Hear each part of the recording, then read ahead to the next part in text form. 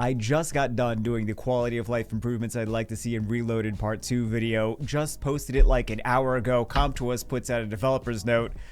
I'm like, okay, it's time to start recording again after I just finished recording. But we have Reloaded Part 2, and there's a lot in here. Also, some of these Frankensteins might be busted. The one that we actually get to see today is already, I can tell already he's going to be meta. Everyone's going to build him regardless. So build the Wind Frankenstein. Just as you're watching this video, have the tablet on the side building the Wind Frankenstein, because this is going to be a unit that everyone uses.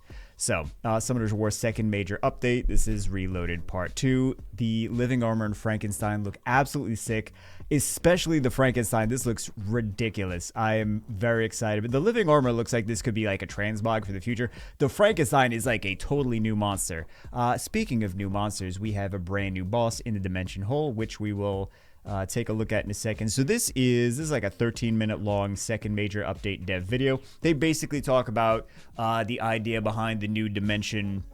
It's a raid boss, the Dimension raid boss, and the art style behind the Frankenstein Living Armor. It's not a bad video. It's a nice video. I like the update developers videos that they do, where we can kind of get a little bit of a number one sneak peek, and number two, like the idea of like why they're doing specific things. So it's nice to have that communication there. But for the most part, it's that. We also have new content, Dimension Hole Dimension. We also have, I just said that, Dimension Raid single player content drops ancient grindstones and ancient enchant gems. It consists of 3 phases and drops ancient grindstones or ancient enchant gems in the corresponding dimension dungeon. We also have the new Second Awakening the new Second Awakening monsters, Living Armor and Frankenstein. It is late at night, and I was not expecting to continue to record. So additional revamps for the Dimension Hole. A building that increases the capacity and recharge rate of Dimension Hole energy will be added. I know some people are not going to, very casual players are not going to care about this. Everyone that takes Summoner's War seriously, they're going to try to max this building out as soon as possible. Then we have the Rift. Another thing. No, that's not it. And this is taking place on August 30th is the time that this is actually going to take place. So this is going to be something, I know I mentioned in the last video that we won't be able to cover this live when it comes out. We actually will be able to cover this live. So we're missing really nothing on the channel. So that's good. Rift of Worlds revamp. A crafting system and crafting materials that allow you to craft grindstones by selecting a set will be added to the Rift Raid. Overall content playtime will be reduced by reducing the boss's groggy time by half and increases the groggy damage. The Dimension Predator is leaving. The new Rift Raid is going to take the place of that, because I guess they feel like people don't want to manual farm one boss for 5 to 10 minutes every month. So boss's skill animation will be played slightly faster. Adjustment of update intervals for the abyssal floor. Bi-monthly, the season of each abyssal floor will now last for 1 year instead of 6 months. So that is something to take into consideration. I kind of like the fact that it was 6 months, but it is what it is. So along with Dimensional revamp, the Rift of Worlds will be improved. Now let's dive into the Dimension Raid. So this is going to be, they go over the skills. I don't know that we necessarily need to go crazy over the skills and theory crafting, because we're going to be here for like an hour in this video if we do that. Dimension Predator that used to appear in the Dimension Dungeon on a monthly basis will now evolve into an unknown creature with more deadly features and infiltrate the Sky Island by breaking through the dimension, and it is Dimension Raid boss. And then he has 3 phases. He goes into a cocoon and gets better. And if you clear we could just take a look now. Single play content where you form a team of attack monsters. As you can see, the Dimension Raid on Dimension Carzon, where the previous Dimension Predator content used to be. So keep that in mind. That's what we mentioned before. Take us on a weekly basis, starting with Dimension Carzon, and we have the schedule there. Previous Dimension Predator content will be removed with the addition of the Dimension Raid, which we already did mention. This is just more content for Dimension Raid. What is Dimension Raid? Single player, 3 phases, 5 monsters required for each phase, making a total of 15 monsters. So basically, it is R5 version of, it's kind of like R5, right? So, and then you have to meet the criteria: 4-star lower monsters, 3-star lower monsters, and then no condition for the Phase 3 team. And then we have, we already talked about that. This goes through, battle is half similar to the Dimension Predator we already have. But it is different. We don't need to go crazy talking about all of this different. That's his little cocoon that he hides in. Then he gets stronger and he gets OP and looks different. But we'll be here all night. And we'll be here all night. We don't need an hour-long video. Phase 3 comes out his cocoon. This is cool. The destroyed Sky Islands they were talking about. They wanted to really get the impact of how strong this dimension raid boss is, to show all destroyed Sky Islands around you in the battlefield. So that's pretty cool. Final boss of the Dimension Raid will use the following skills. It's similar to the what we already have for the Dimension Predator. Boss has a passive skill called the Dimension Distortion that creates a shield that reduces damage taken as the shield is removed by decreasing the boss's HP by 5%. Make sure to include monsters that ignore damage reduction effects. So those are things like, oh, actually they have Leica up there, don't they? Yeah, they actually do have units that that ignore the damage reduction effects. So this snipers do, Leica. I'm trying to think, what else? Well, the other Dragon Knights as well. There's other, I don't know why I can't for the life of me right now remember some of those units. I think maybe some of the Phantom Thieves do, I believe. Anyway, Dimension Raid will drop Ancient Grindstones and Ancient Enchant Gems, equivalent to the rune sets dropped from each Dimension dungeon. You guys know the schedule of all the stuff over there. New Second Awakening monsters. This is the best part, right? We don't get to see all of them. They look awesome. Absolutely.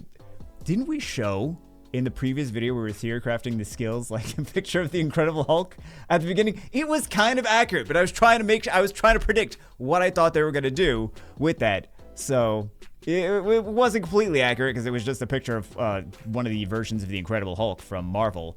But I was like, this seems like this is where Com2uS will probably go with that. So these look fantastic. I really like these, and the skill on the wind one is pretty ridiculous. So we can see. More prominent and frightening, Living Armor now has impenetrable shields and armor. Second Awakening dungeons will be added to Dimension Cauldron in the third and fourth. So it's not a new dimension; it's just added to Cauldron. In the third and fourth Second Awakening monsters after Howl and Grim Reaper, they do fit the eerie atmosphere of the Dimension Cauldron, which was kind of curious. We were talking about in previous videos. We're like, there's only three. There's 3 monsters that could be Second Awakened for this dungeon based on the different enemies that you fight in the rune farming part. And that's where the other ones come into play. They just stuck some other ones, but they didn't kind of give us a teaser for fighting against these. So Light Living Armor had a skill 3 ruins. Attack the enemy 3 times, disturbs its HP recovery for 2 turns with an 80% chance. With each attack, damage increases according to defense. It was really only okay, not great, it was just okay for the front row of R5.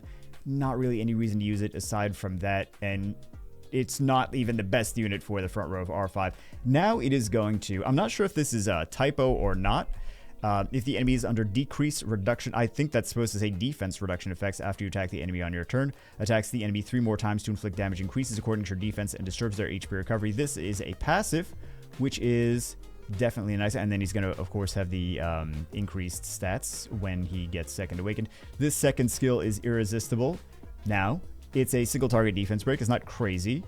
I think it makes him a better bruiser. We'll see how meta he gets after that. He also has an increased stun chance over here for his Pulverize. And then we have the Frankenstein, which actually this I think is going to be the meta one. So Frankenstein was no one built him, no one used him for anything. His big thing, but his second skill, Hammer Punch, is the same as the water one. So it's a AoE provoke. The first skill is the same as Bulldozers, the same as the water Frankenstein. Also, it's just a multi-hit and stun. His passive, what it used to do, defense is increased by 25% for each beneficial effect on you, and your attack speed is increased by 25 for each harmful effect that you suffer, right? So that was his passive. Now, his first skill is a recover HP by 20% of the damage dealt, which is not bad. Makes him easier to solo things. You're going to see why in a second. Second skill is a 75% chance to provoke. Really no change there. And then the third skill, the passive, defense increased by 25 for each beneficial effect. It's the same thing as before, and attack speed is increased for 25 for each harmful effect you suffer. In addition, this is the crazy part, your attack bar increases by 20% each time you're granted with a beneficial effect, or harmful effect. So, opponents come in and they want to do a lot of harmful effects. They want to stun you. They want to do defense breaks. They want to do slows. They want to do all kinds of different harmful effects. He's going to increase his attack bar. That's pretty ridiculous. Instantly I felt, wow, that's gonna be meta. Attack bar increase does not apply the effect you receive at the start of the battle, but still, I think this is enough for him to be definitely used quite a bit. Maybe I'm just thinking that it's gonna work a different way or have a different impact in battle. That seems very good. That seems like a huge change for Win Frankenstein. Personally, I already have it built, but if I didn't have it built, I would be building it right now.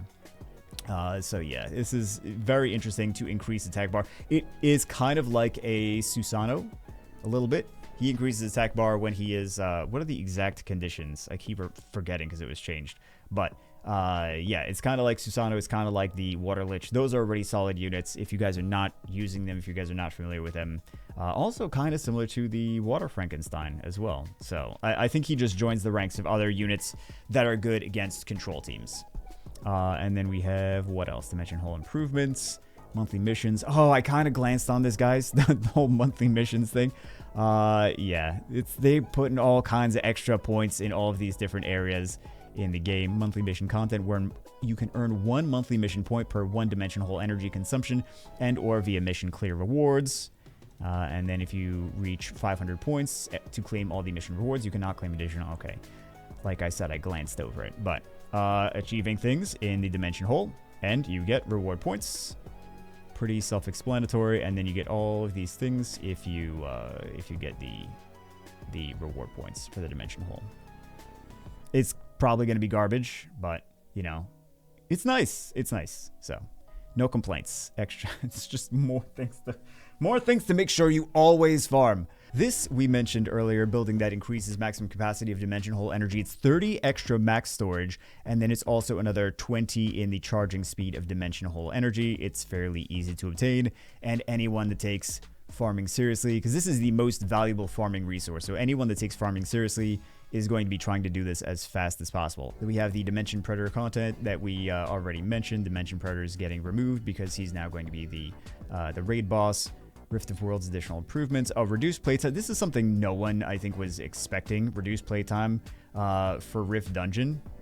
So it's a little bit faster. So groggy time of the boss will be halved. And then bonus points are increasing to 1 million points. And that's that. And you can see the time over here. Clear time will be added to the results screen. I mean, if you guys are happy about that, then I'm happy as well. That's how that goes. Crafting material that allows you to craft grindstones by selecting a set will be added to the Rift Raid. This is nice. Well, this and the part that we discussed earlier, because it's so difficult to get grinds and gems for the ancient runes, that there's just, I have so many ancient runes with no grinds and no gems on them, because I'm like, how am I supposed to get them? I'll farm it, but it is not dropping them. So yeah, I'm happy that we finally get things that we should have got like years ago. Beast Horn, Beast Claw, drop with a low chance from the Rift Raid. The drop rate of Beast Horns is very low, and you can craft grindstones of the rune set you want by using Beast Horns or Beast Claws as crafting materials. It's turning into Legend of Zelda. No, it's not. It's not turning into Legend of Zelda. And then we have the update. This is, we mentioned this earlier, the update interval for the Abyssal Floor changed. Maybe Comtos was like, we bit off more than we could chew, and let's just change this to this new season cycle for the Abyssal Dungeons. And then, because it's not just going to continue to be the same stats for the boss as we have now. Just FYI, I think a lot of people know that, but I'm willing to bet that there's a handful of people that are like, oh, I didn't know that. I wasn't paying attention. So, and then that is about it. We have this ready on August 30th and blah, blah, blah, SWC. But we really care about the Frankenstein. I really care the most about the Frankensteins, guys. No lie. They look cool, and I expect some amazing things from them. Maybe I shouldn't, but I have a feeling that they're at least going to fit my playstyle, and I'm excited for that. Potentially excited for that. Maybe I shouldn't be too excited because it's Summoner's War. Anyway, that's it for this one. Hope you guys enjoyed it. Let me know what you think in the comments. I will see you as always in the next one.